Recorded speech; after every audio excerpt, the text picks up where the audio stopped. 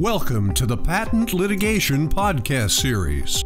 This podcast will address fundamentals of patent infringement by Shawn Leppo, attorney at law.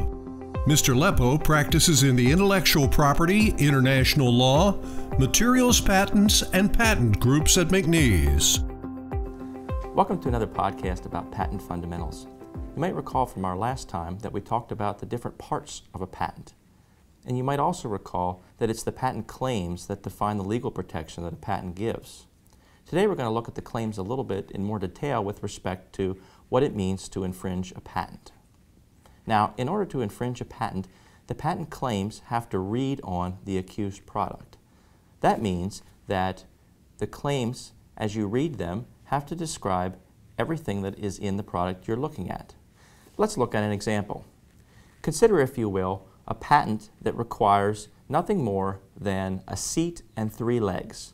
This is your patent.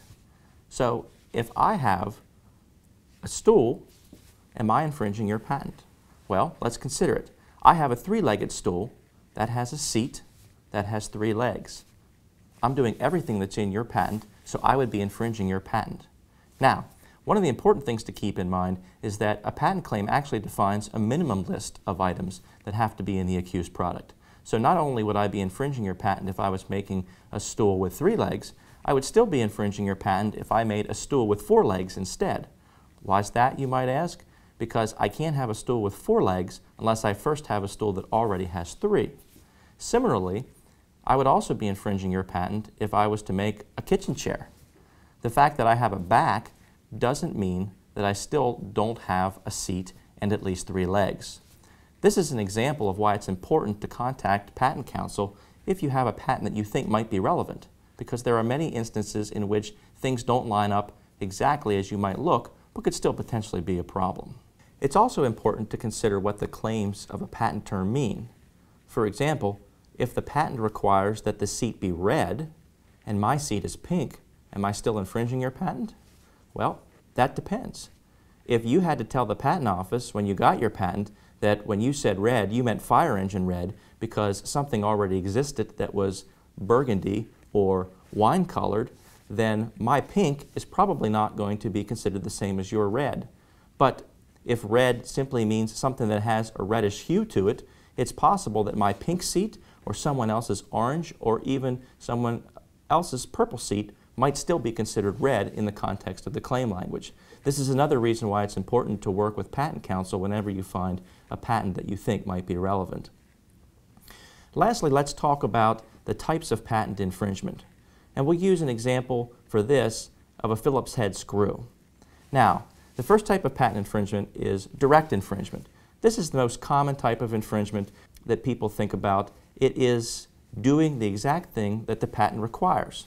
In this case, this would mean the person that was making or selling a Phillips head screw that met the requirements of the claim. There's also another type of infringement called indirect infringement. Indirect infringement falls within one of 2 different categories. The first category is called contributory infringement. This is a situation where you're not making the exact thing that the patent claim requires, but you are making a part that is specially made for use with the patented invention and doesn't really have any other substantial non-infringing use. In the context of our Phillips head screw example, think of the Phillips head screwdriver. There's really no reason for a Phillips head screwdriver except to screw in a Phillips head screw. You might argue, well, I could use it for an ice pick, but that's not going to be considered a substantially non-infringing use because we know that the only purpose that you're really making it is to work with the device that's protected by the patent. The other category of indirect infringement is called inducement. This is similar to aiding and abetting in a criminal context. The idea is that you're getting someone else to do for you which you otherwise would not be permitted to do for yourself. Again, back to our example, the Phillips head screw, this would be like having someone else, perhaps your customer, obtain and assemble the product with Phillips head screws, and that you could then not avoid infringement by saying, but I didn't include Phillips head screws in my packet. What you're really doing is simply having someone else avoid what you otherwise would not have been permitted to do.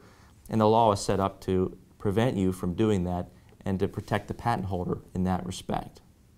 These additional types of infringement show that infringement can be a complicated analysis and is another reason why it's important to engage patent counsel before forging ahead with different commercial products once you know that there's a potentially relevant patent.